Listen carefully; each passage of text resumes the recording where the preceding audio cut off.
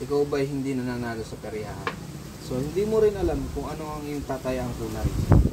Alam mo ba, may diskarte yan. Ito ay tinatawag na 3 colors. Gitna niya ay puti, isa.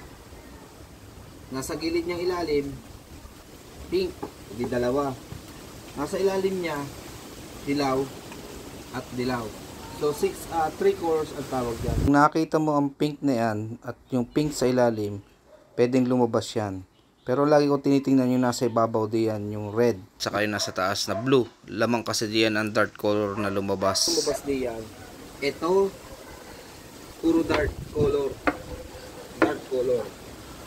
Pero, lagi ko tinatayan yan, laging baklay. Ito. Pagka baklay ko,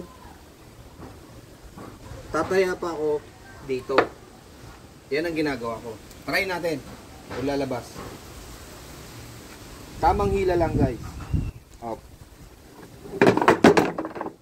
Pula. Doble ang pula. At blue. Tingnan nyo guys. Yan ang taya ko. Laging tatandaan, ito'y tips lang. Kung sakali magkayayaan ng mga barkada, meron kang palatandaan kung anong tatayaan mo. Hindi ko kayo tinuturuan magsugal.